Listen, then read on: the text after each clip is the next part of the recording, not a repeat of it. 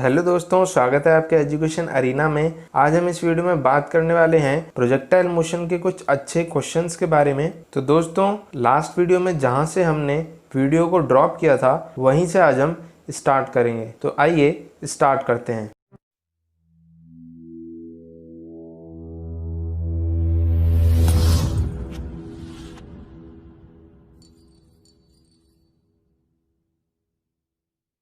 तो दोस्तों, जैसा आप स्क्रीन पे देख सकते हैं, प्रोजेक्टाइल मोशन की एक्सरसाइज के क्वेश्चंस को दो लेवल्स में बांट दिया गया है। पहला नॉर्मल लेवल एंड दूसरा एडवांस लेवल। नॉर्मल लेवल के बारे में हम अपनी पिछली वीडियो में बात कर चुके हैं, उसे आप आई बटन में जाके देख सकते हैं। नॉर्मल लेवल क्वेश्चंस में प्रैक्टिस के लिए कुछ क्वेश्चंस बताए गए हैं जिन्हें आप आसानी से समझ सकते हैं। इस वीडियो में आज हम एडवांस लेवल क्वेश्चंस के बारे में बात करने वाले हैं, जिनका लेवल नॉर्मल लेवल क्वेश्चन से थोड़ा हाई होने वाला है। तो आइए बिना देरी किए क्वेश्चंस पे चलते हैं। तो दोस्तों, जैसा आप स्क्रीन पे देख सकते हैं, क्वेश्चन नंबर 1 में हमें एक प्रोजेक्टाइल मोशन के पार्टिकल का पाथ दिया गया है, जिसकी इक्वेशन y = x - x²/80 दी गई है। यहाँ पे x और y कोऑर्डिनेट्स हैं जो मीटर में है और ग्रेविटी की वैल्यू 10 मीटर/सेकंड² दी हुई है। यहाँ पे अलग अलग पार्ट्स में अलग अलग चीजें पूछी गई हैं। पहला क्वेश्चन है हमें प्रोजेक्शन एंगल निकालना है। दूसरा क्वेश्चन है 4 सेकंड के बाद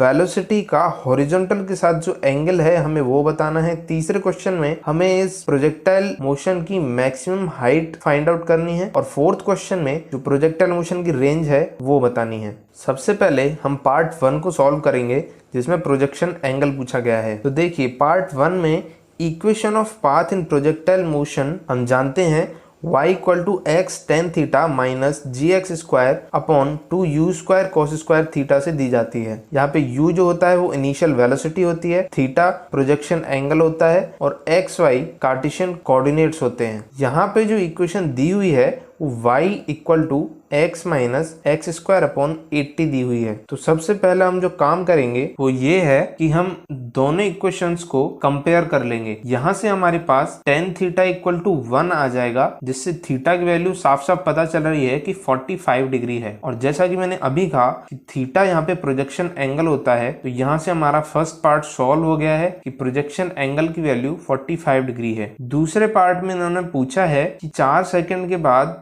वेलोसिटी का एंगल हॉरिजॉन्टल से कितना होगा। तो दोस्तों, सबसे पहले हम सहूलियत के लिए टाइम ऑफ फ्लाइट कैलकुलेट कर लेते हैं, जिससे हमें एक रफ आइडिया मिल जाएगा। हम जानते हैं कि टाइम ऑफ फ्लाइट जो होता है वो 2u sin θ/g से दिया जाता है, पर हमारे पास यहाँ पे u नहीं है, तो हम टाइम ऑफ फ्लाइट नहीं निकाल पाएंगे। तो सबसे पहले हमें u निकालना होगा। अब u को निकालने के लिए हमें दोबारा इक्वेशन को कंपेयर करना होगा। तो माइनस के बाद वाले पार्ट को जब दोनों इक्वेशन में कंपेयर करते हैं तो हमें 1/80 = g/2u² cos² थीटा मिलता है। यहाँ से इन दोनों को सॉल्व करके हम बड़ी आसानी से थीटा की वैल्यू 45 जो अभी अभी हमने निकाली है वो रख के u की वैल्यू निकाल सकते हैं, जो कि आपको दिख रही है राइट साइड में मैंने निकाली हुई है। u = 20√2 metre per second. तो यहाँ से हमको u की वैल्यू मिल गई है। अब हम इस u की वैल्यू को t के फॉर्मूले में रख देते हैं। यहाँ से आप लेफ्ट साइड में देख सकते हैं कि by putting the value of u in equation number 1 we get 2 multiplied by 20√2 multiplied by sin 45/10। यहाँ से t की वैल्यू 4 सेकंड आ रही है। ये एक इत्तेफाक की बात है कि यहाँ पे 4 सेकंड के बाद ही एंगल पूछा गया है, तो हम डायरेक्टली ये कह सकते हैं वो प्रोजेक्टाइल के एंड पॉइंट के एंगल के बारे में पूछ रहे हैं। तो हम बहुत अच्छे से जानते हैं कि जितने एंगल पे प्रोजेक्टाइल को फेंका जाता है नॉर्मल कंडीशन में, उतने ही एंगल पे वो प्रोजेक्टाइल एंड होती है, पर उसकी डायरेक्शन नेगेटिव होती है। जैसा कि आप राइट हैंड में देख पा रहे होंगे, मैंने यहाँ डायग्राम बना के कंडीशन को क्लियर करने की कोशिश की है। इनिशियल स्पीड 45 डिग्री का एंगल बना रही है हॉरिजॉन्टल से, और वैसे ही एंड पॉइंट पे जो स्पीड है वो 45 डिग्री का एंगल बना रही है हॉरिजॉन्टल से। पर डिफरेंस ये है कि ये नेगेटिव डायरेक्शन में बना रही है। तो यहाँ पे हम कहेंगे कि 4 सेकंड के बाद पार्टिकल -45 डिग्री का एंगल बनाएगा हॉरिजॉन्टल से। तो यहाँ पे हमारा दूसरा पार्ट सॉल्व हो जाता है। थर्ड पार्ट में हमें मैक्सिमम हाइट के बारे में पूछा गया है। तो हम हाइट का फॉर्मूला बहुत अच्छे से जानते हैं। हाइट का फॉर्मूला होता है u square sine square theta upon 2g। हमारे पास u, थीटा और g तीनों की वैल्यू अवेलेबल है। u और थीटा की वैल्यू हम पहले निकाल चुके हैं। u की वैल्यू है 20√2 मीटर पर सेकेंड, थीटा की वैल्यू है 45 डिग्री एंड g की वैल्यू है 10 मीटर पर सेकेंड स्क्वायर। तो इन वैल्यूज को आप सीधा फॉर्मूले में उठाकर रख दीजिए। तो यहाँ h इक्वल टू 20√2 का whole square sine square 45 upon 2 multiplied by 10 मिल जाता है और यहाँ से मैक्सिमम हाइट की वैल्यू हमें मिल जाती है 20 मीटर्स। इसी तरह रेंज के लिए हमारे पास फॉर्मूला है r equal to u square sine 2 theta by g। तो इसमें भी u और थीटा की वैल्यू पुट करके हम रेंज की वैल्यू आसानी से निकाल सकते हैं जो है 80 मीटर। इस क्वेश्चन में हमारे लिए लकी पार्ट ये रहा कि जो 4 सेकंड का टाइम था वो टाइम ऑफ फ्लाइट के बराबर ही था, जिससे हमें 4 सेकंड बाद के थीटा का पता तुरंत चल गया। यदि ऐसा ना होता तो हमें एक्स वाई डायरेक्शन में न्यूटन के इक्वेशन का यूज करना पड़ता और वहां से हमें टी फाइंड आउट करना पड़ता। आप इस क्वेश्चन को उस तरीके से भी कर सकते थे। तो चलिए नेक्स्ट क्वेश्चन देखते हैं। नेक्स्ट क्वेश्चन बहुत इंपॉर्टेंट क्वेश्चन है और इसे अच्छे से समझने की जरूरत है। नेक्स्ट क्वेश्चन में दिया गया है एक ट्रेन है जो कि a एक्सेलरेशन के साथ एक सीधी रेखा में गति कर रही है। उसके अंदर एक लड़का खड़ा है, उसके हाथ में एक बॉल है। वो उस बॉल को 10 मीटर पर सेकंड से हॉरिजॉन्टल से 60 डिग्री एंगल पे फेंकता है। फिर वही लड़का चलती हुई ट्रेन में 1.15 मीटर आगे चलकर उस बॉल को कैच कर लेता है। तो हमें ट्रेन का एक्सेलरेशन फाइंड आउट करने को बोला गया है। अब इस क्वेश्चन में हमें सबसे पहले इस चीज को ग्राउंड से देखने की जरूरत है। यदि हम ट्रेन के बाहर हैं और ग्राउंड पे खड़े हैं तब हमें फिगर 1 जैसा राइट साइड में आपको दिखाया गया है वैसी कुछ कंडीशन दिखाई पड़ेगी। विद रेस्पेक्ट टू ग्राउंड आपको एक ट्रेन जाती हुई दिखाई गई है जिसमें a एक्सेलरेशन, ट्रेन का एक्सेलरेशन a है और जो वेलोसिटी है और बाकी चीजें जैसा क्वेश्चन में मेंशन की हुई हैं वो दिखाई गई हैं। सबसे पहले हम इसका टाइम ऑफ फ्लाइट निकाल लेंगे क्योंकि उसकी हमें आगे जरूरत पड़ने वाली है। t equal to 2u sine theta upon g से हम जब इसका फिगर 1 के अकॉर्डिंग टाइम ऑफ फ्लाइट निकालते हैं तो सारी वैल्यू हमारे पास अवेलेबल है और यहाँ से 2 multiplied by 10 multiplied by sine 60 upon 10 से t इक्वल टू √3 सेकंड हमें यहाँ पे मिल जाता है। अब हमें सिचुएशन को आसान बनाने के लिए एक और कंडीशन सोचनी पड़ेगी जो कि हमने फिगर 2 में दिखाई है। फिगर 2 में जो डायग्राम बना हुआ है वो विद रेस्पेक्ट टू ट्रेन बना हुआ है, यानी कि अब हम उसी इंसिडेंट को ट्रेन के रेस्पेक्ट में देख रहे हैं। जब भी कोई मूविंग फ्रेम एक्सेलरेट करता है तो उस पे एक स्यूडो एक्सेलरेशन काम करता है जो कि फ्रेम के मूविंग की अपोजिट डायरेक्शन में होता है। तो जैसा हमने एक्सेलरेशन दिखाया है वो ट्रेन की मूविंग डायरेक्शन के जस्ट अपोजिट है। तो यहाँ पे पार्टिकल की जो भी मोशन होगी उसमें अपोजिट डायरेक्शन में एक स्यूडो एक्सेलरेशन काम करेगा। यहाँ पे ये कंडीशंस क्वेश्चन को आसान बनाने के लिए मानी गई हैं। डेफिनेटली आगे के वीडियोस में हम स्यूडो फोर्स के बारे में बात करने वाले हैं, पर यहाँ पे आपको बस इतना समझना है कि जब भी किसी एक्सेलरेटरी फ्रेम के रेस्पेक्ट में कोई बात की जाती है तो उसकी मूविंग के अपोजिट डायरेक्शन में कोई ना कोई स्यूडो एक्सेलरेशन मानना पड़ता है। तो जैसा कि आप फिगर 2 में देख सकते हैं कि एक्सेलरेशन अपोजिट डायरेक्शन में काम करता है और इसी के अकॉर्डिंग हम न्यूटन्स इक्वेशन का यूज करने वाले हैं। तो बॉल के लिए एक्स डायरेक्शन में जो इक्वेशन काम करेगी वो x equal to u x t plus half a t square होगी। यहाँ पे जो a होगा वो मोशन की या डिस्प्लेसमेंट की अपोजिट डायरेक्शन में काम कर रहा है। तो यहाँ पे हमारे पास x की वैल्यू दी हुई है जो 1.15 मीटर है। डेफिनेटली यदि लड़का 1.15 मीटर आगे कदम बढ़ाकर बॉल को पकड़ रहा है तो इसका मतलब यह प्रोजेक्टाइल की रेंज हो जाएगी और जो प्रोजेक्टाइल का टाइम ऑफ फ्लाइट होगा वो यहाँ पे टाइम बन जाएगा। हमने लेफ्ट साइड में मेंशन किया है कि x डायरेक्शन में जो डिस्प्लेसमेंट है वो 1.15 मीटर है, थीटा की वैल्यू 60 डिग्री है, जो टाइम है वो √3 सेकंड है जैसा हमने पहले निकाला था और u की वैल्यू 20 मीटर पर सेकंड दी हुई है। तो यहाँ पे ये सभी चीजें पुट करने के बाद हमें 1.15 equal to 20 multiplied by cos 60 multiplied by √3 minus 1/2 a √3 का होल स्क्वायर मिलता है। इसे जब हम आगे सॉल्व करते हैं तो हमें a इक्वल टू 5 मीटर पर सेकंड स्क्वायर मिल जाता है। तो यहाँ से हमें ट्रेन का एक्सेलरेशन 5 मीटर पर सेकंड स्क्वायर मिल जाता है। चलिए अब हम तीसरे क्वेश्चन की तरफ बढ़ते हैं। तीसरे क्वेश्चन में बताया गया है कि एक पार्टिकल को ग्राउंड से 53 डिग्री हॉरिजॉन्टल एंगल के साथ प्रोजेक्ट किया जाता है और वो पार्टिकल एक इंक्लाइंड प्लेन जिसका इंक्लाइनेशन एंगल 45 डिग्री है उस पर परपेंडिकुलरली जाके टकराता है। तो यहाँ पे जैसा कि फिगर में दिखाया गया है, ए बी डिस्टेंस या पॉइंट ए और पॉइंट बी के बीच की डिस्टेंस कैपिटल डी पूछी जा रही है और साथ में टाइम ऑफ फ्लाइट भी पूछा गया है। इसके सॉल्यूशन के लिए हम सबसे पहले अज्यूम करते हैं कि जो पॉइंट पार्टिकल इंक्लाइंड प्लेन पे जाके परपेंडिकुलरली टकराता है उस पॉइंट के कोऑर्डिनेट x, y हैं। क्योंकि पार्टिकल भी इक्वेशन ऑफ प्रोजेक्टाइल पाथ पे ही मौजूद है तो इसीलिए वो प्रोजेक्टाइल के पाथ की इक्वेशन को सेटिस्फाई करेगा। हम जानते हैं path equation of projectile y equal to x tan theta minus gx² upon 2u square cos square theta से दी जाती है। इसे हम इक्वेशन नंबर 1 नाम दे देते हैं। अब हम इक्वेशन नंबर 1 को x के रेस्पेक्ट में डिफरेंशिएट करते हैं। यहाँ से हमारे पास जैसा कि मैंने लेफ्ट साइड में दिखाया है dy by dx equal to tan theta minus 2gx upon 2u square cos square theta, ये इक्वेशन निकल के आ जाती है। अब यहाँ पे हमें एक फायदा ये होगा कि जो x स्क्वायर वाली टर्म है वो x में कन्वर्ट हो गई है और y वाली टर्म है जो dy बाई dx में कन्वर्ट हो गई है। dy बाई dx का मतलब हम जैसा कि सभी जानते हैं कि स्लोप से होता है। पॉइंट P पे जो स्लोप होगा वही ये dy बाई dx रिप्रेजेंट कर रहा है। तो जैसा कि आप फिगर में देख सकते हैं पॉइंट P के लिए हॉरिजॉन्टल से थीटा की वैल्यू 135 डिग्री होगी और हम जानते हैं कि स्लोप tan थीटा से भी दिया जाता है। तो tan 135 ही पॉइंट P का स्लोप हो जाएगा और tan 135 की वैल्यू -1 होती है। तो यहाँ पे dy बाई dx की जगह हम सीधा -1 रिप्लेस कर सकते हैं। तो -1 equal to tan 53 minus 2 multiplied by tan multiplied by x upon 2 multiplied by 50 square multiplied by cos square 53 degree, ये लिखा जा सकता है। प्रोजेक्शन एंगल यहाँ पे 53 डिग्री है।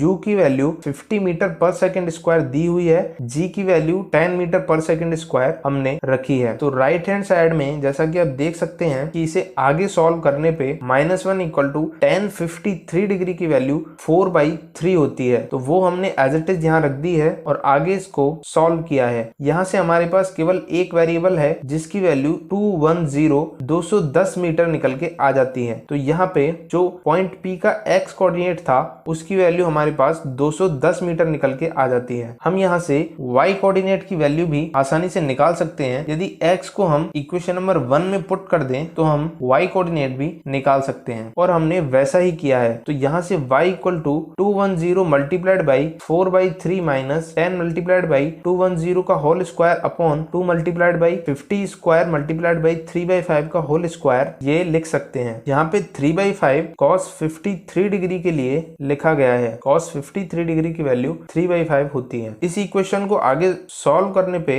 हमें y की वैल्यू 35 मीटर मिल जाती है। तो यहाँ से हमारे पास पॉइंट P के कोऑर्डिनेट्स आ जाते हैं जो कि 210,35 है। अब आपको राइट हैंड साइड में एक फिगर दिख रहा होगा। यहाँ पे मैंने सिचुएशन को बड़ी साफ सुथरे तरीके से दिखा दिया है कि पॉइंट A से लेके पॉइंट E तक की जो डिस्टेंस है वो 210 है जो कि हमारा x कोऑर्डिनेट है। इसी तरह पॉइंट P से पॉइंट E की जो ऊंचाई होगी वो 35 डिग्री होगी क्योंकि y कोऑर्डिनेट जो है वो 35 है। यहाँ पे BE की वैल्यू हम बड़ी आसानी से निकाल सकते हैं। जो PBE ट्राइंगल बन रहा है उसमें BE equal to 35 multiplied by tan 45 हो जाएगा और यहाँ से BE की वैल्यू भी 35 मीटर आ जाती है। तो इस फिगर को देख के हम लिख सकते हैं कि D plus BE equal to 210 metre और यहाँ से D equal to 210 minus BE आ जाता है और BE की वैल्यू 35 रखने के बाद हमें कैपिटल D जो है वो 175 मीटर मिल जाता है। तो ये हमारा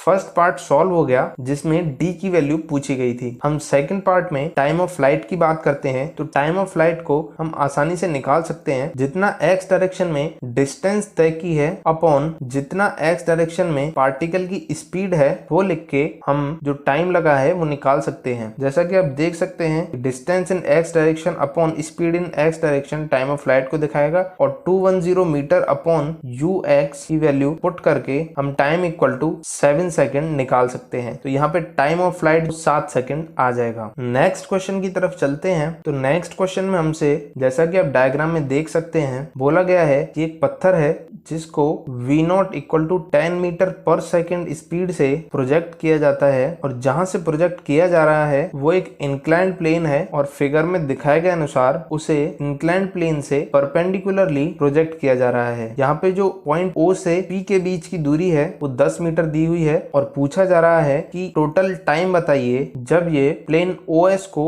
हिट करेगा। इस क्वेश्चन को सॉल्व करने के लिए हम इस क्वेश्चन को दो पार्ट में डिवाइड कर लेते हैं। तो नीचे सॉल्यूशन में जैसा आपको फिगर दिखाया जा रहा है उसको ध्यान से देखिए। यहाँ पे मैंने काफी सारे पॉइंट बनाए हुए हैं और इसको दो पार्ट में तोड़ा हुआ है। पहले पार्ट में पॉइंट P से पॉइंट A तक का प्रोजेक्टाइल मोशन है और दूसरे पार्ट में पॉइंट A से पॉइंट B तक का प्रोजेक्टाइल मोशन है। तो हम यहाँ दो पार्ट में इस प्रोजेक्टाइल के टोटल टाइम को कैलकुलेट करेंगे। पहले पार्ट में जो टाइम होगा उसे T1 नाम देंगे, दूसरे पार्ट में जो टाइम होगा उसे T2 नाम दे देंगे। हमारे पास जो अवेलेबल चीजें हैं उनको मैं एक बार बता देता हूँ। हमें V0 जो है यानी कि इंक्लाइंड प्लेन से जो प्रोजेक्शन स्पीड दी गई है वो 10 मीटर पर सेकंड दी हुई है। जो OP की लेंथ है वो 10 मीटर दी हुई है और इंक्लाइंड प्लेन का एंगल दिखाया हुआ है 53 डिग्री। तो चलिए सबसे पहले जो पॉइंट P से पॉइंट A तक की प्रोजेक्टाइल है उसके लिए टाइम कैलकुलेट कर लेते हैं। पॉइंट P से पॉइंट A तक हमने एक सीधी लाइन खींची है जिसे कि एक सेपरेट प्रोजेक्टाइल माना जा सकता है और उसके लिए टाइम ऑफ फ्लाइट का फॉर्मूला लगा के हम पॉइंट P से पॉइंट A तक जाने में जितना टाइम लगा है उसे आसानी से कैलकुलेट कर सकते हैं। फिगर में आप देख सकते हैं क्योंकि जो प्रोजेक्ट किया हुआ पार्टिकल है वो OP प्लेन से 90 डिग्रीज पे है और जो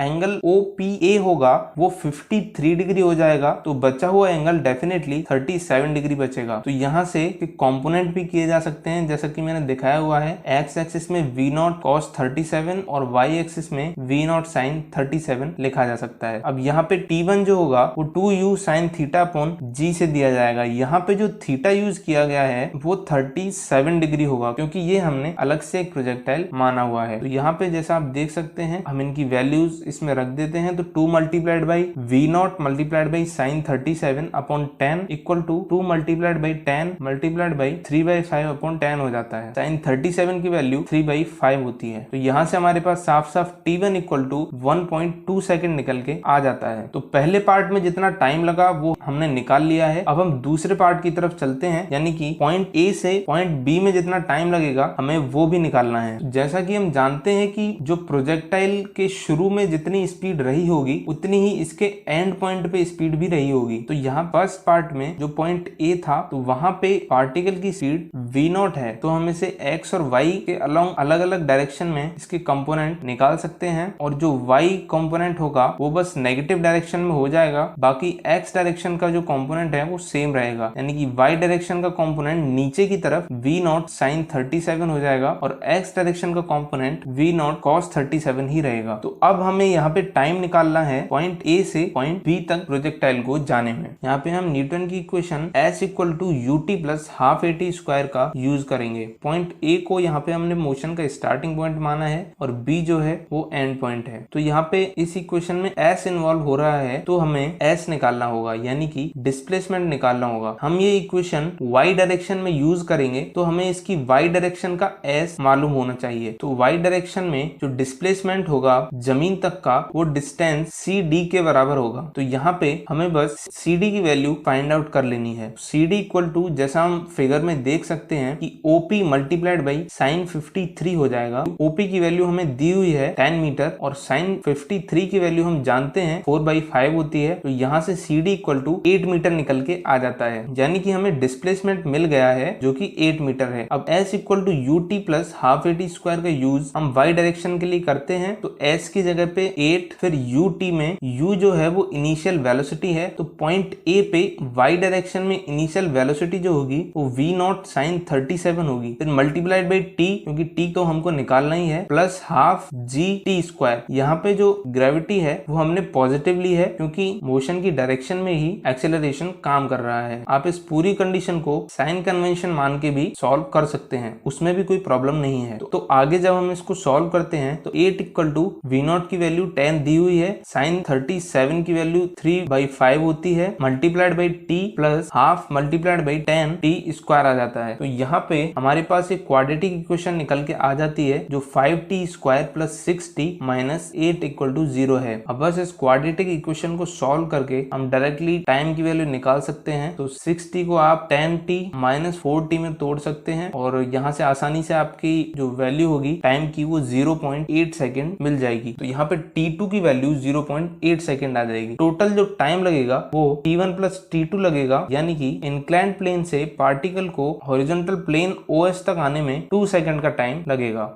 अब नेक्स्ट क्वेश्चन की तरफ बढ़ते हैं। नेक्स्ट क्वेश्चन में एक फिगर दिखाया गया है। क्वेश्चन में बोला जा रहा है कि पॉइंट A से B तक प्रोजेक्टाइल मोशन को पहुंचने में लगा टाइम t है और इसकी इनिशियल स्पीड u दी हुई है। तो हमें डिस्टेंस AB फाइंड आउट करना है। यहाँ पे अलग अलग थीटा भी दिए हुए हैं। जो u है उसका हॉरिजॉन्टल से थीटा 60 डिग्री है और जो इंक्लाइंड प्लेन है उसका जो एंगल है इंक्लाइनेशन एंगल वो 30 डिग्री दिया हुआ है। तो दोस्तों इस क्वेश्चन को हम दो तरीके से सॉल्व कर सकते हैं। तो पहला मेथड थोड़ा लेंदी मेथड है और दूसरा मेथड थोड़ा शॉर्ट मेथड है। पहले मेथड में बस हमने ये माना है कि जो पॉइंट A से पार्टिकल u वेलोसिटी से छोड़ा गया है वो एक नॉर्मल प्रोजेक्टाइल है, वो किसी इंक्लाइंड प्लेन पे प्रोजेक्टाइल नहीं है। तो इसे इस तरह देखते हुए हमने equation of path y equal to x tan theta minus gx square upon 2u square cos square theta लिख दिया है। दूसरी तरफ हम जो AB लाइन है उसकी इक्वेशन बड़ी आसानी से निकाल सकते हैं। हमने जो पॉइंट A है उसको ओरिजिन मान लिया है और इस लाइन की equation y equal to mx से आसानी से निकाल दी है। यहाँ पे जो m है वो स्लोप है, इसकी वैल्यू हमें tan थीटा से मिलेगी। थीटा यहाँ पे 30 डिग्री होगा, tan थीटा इक्वल टू 1/√3 आ जाएगा और यहाँ से जो लाइन की इक्वेशन होगी वो y equal to 1/√3 into x हो जाएगी, यानी कि x की वैल्यू √3y हो गई। और अब हम इस x इक्वल टू √3y को जो हमने equation of path of projectile motion माना था उसमें उठा के रख देते हैं, यानी कि x इक्वल टू √3y इस इक्वेशन में पुट कर देंगे और थीटा की वैल्यू 60 डिग्री दी हुई है वो भी पुट कर देते हैं। यहाँ पे इस बात का ध्यान रखिए कि जो हमने इक्वेशन ऑफ पाथ लिखी है वो एक हॉरिजॉन्टल प्लेन पे जो नॉर्मल प्रोजेक्टाइल मोशन होती है उसके अकॉर्डिंग लिखी है और यहाँ पे थीटा जो है वो प्रोजेक्शन एंगल है जो 60 डिग्री डायग्राम में दिया हुआ है। हम यहाँ बस जो प्रोजेक्टाइल का पाथ है और जो लाइन है उसके कट पॉइंट के कोऑर्डिनेट्स निकाल रहे हैं, यानी कि पॉइंट B के कोऑर्डिनेट हम निकाल रहे हैं। तो इसीलिए x इक्वल टू √3y को हमने इस इक्वेशन में पुट कर दिया है। तो यहाँ से y equal to √3y dot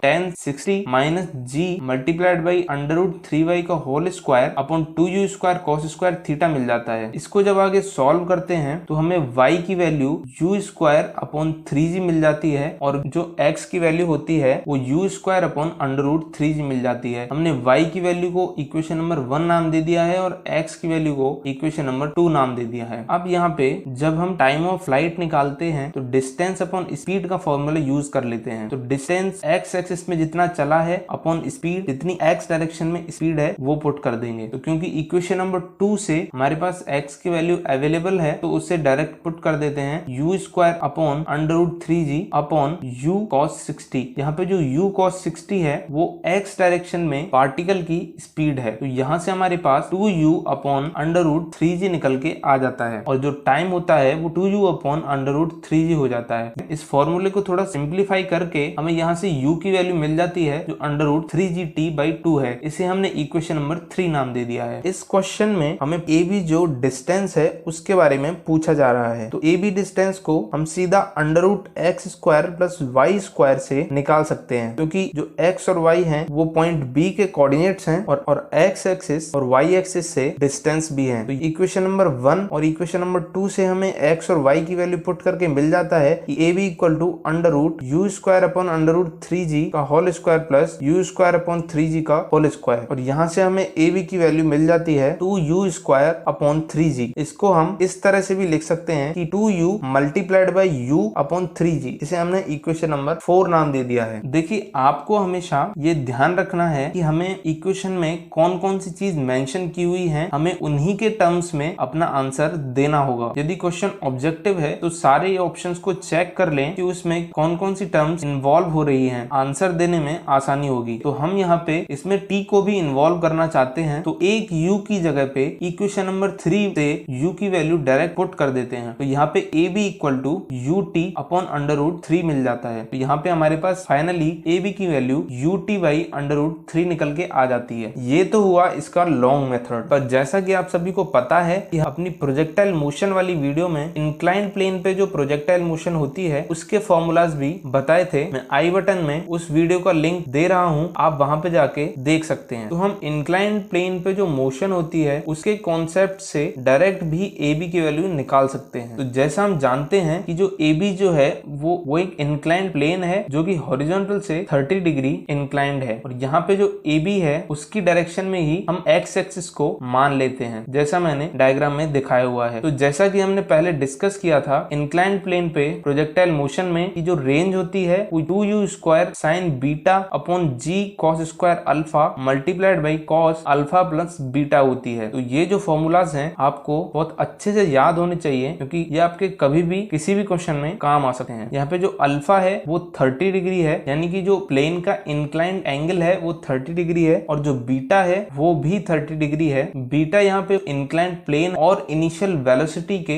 बीच का एंगल है। जैसा कि हम टाइम ऑफ फ्लाइट के बारे में भी जानते हैं कि इंक्लाइंड प्लेन पे जो टाइम ऑफ फ्लाइट होता है वो 2u sin beta upon g cos alpha होता है। यहाँ पे हमने जो टाइम ऑफ फ्लाइट है वो डायरेक्टली ऊपर लिखे गए रेंज के फॉर्मूले में पुट कर दिया है। तो यहाँ पे रेंज के फॉर्मूले में जो 2u sin beta upon g cos alpha वाला जो टर्म है उसकी जगह पे हम डायरेक्टली t पुट कर सकते हैं। तो इस तरह से हमारे पास रेंज का फॉर्मूला निकल के आता है t multiplied by you multiplied by cos alpha plus beta upon cos alpha. यहाँ पे अब अल्फा और बीटा की वैल्यू हमें डायरेक्ट पुट कर देनी है। तो रेंज की value t multiplied by you multiplied by cos 60 upon cos 30 आ जाएगी और कॉस 30 और कॉस 60 की वैल्यू पुट करके हमारे पास रेंज की वैल्यू आ जाती है ut अपॉन अंडर रूट 3। तो जो इंक्लाइंड प्लेन पे रेंज है वो डिस्टेंस AB के बराबर है। तो यहाँ से हमारे पास फाइनली निकल के आता है AB equal to ut upon under root 3। तो ये दोनों ही मेथड से आप क्वेश्चन को सॉल्व कर सकते हैं, पर जो चीजें आपको बताई गई हैं या जहां से भी आपने पढ़ी हैं वो चीजें आपको अच्छे से याद होनी चाहिए ताकि उनको कभी भी यूज किया जा सके। तो इंक्लाइंड प्लेन के जो फॉर्मूलाज हैं उनको आप जरूर याद करके रखें। तो दोस्तों इन सारे क्वेश्चंस में प्रोजेक्टाइल मोशन के कॉन्सेप्ट रिवाइज हो गए हैं और मैं उम्मीद करता हूं कि आपको नॉर्मल लेवल और एडवांस लेवल दोनों के ही क्वेश्चन अच्छे से समझ में आ गए होंगे। एक बात और मैं आपको कहना चाहता हूं कि आप फिजिक्स में जब भी किसी टॉपिक को पढ़ते हैं तो उसके क्वेश्चंस को जरूर सॉल्व करें, क्योंकि क्वेश्चन सॉल्व करने पे और उनकी बार बार प्रैक्टिस करने से आपको छोटी छोटी जो कॉन्सेप्चुअल चीजें होती हैं या जो एग्जाम में क्वेश्चन सॉल्व करने में काम आती हैं वो आपको पता चलती हैं और आपको क्वेश्चन से डील करने का तरीका समझ में आ जाता है। मैं उम्मीद करता हूं दोस्तों आपको सभी क्वेश्चन समझ में आ गए होंगे और आपको वीडियो पसंद आई होगी। आप हमें कमेंट सेक्शन में ये जरूर बताएं कि कौन से टॉपिक पे अपनी नेक्स्ट वीडियो बनानी चाहिए। आपको वीडियो पसंद आई हो तो इसे लाइक करें और ज्यादा से ज्यादा शेयर करें और सब्सक्राइब करना ना भूलें। Thank you so much.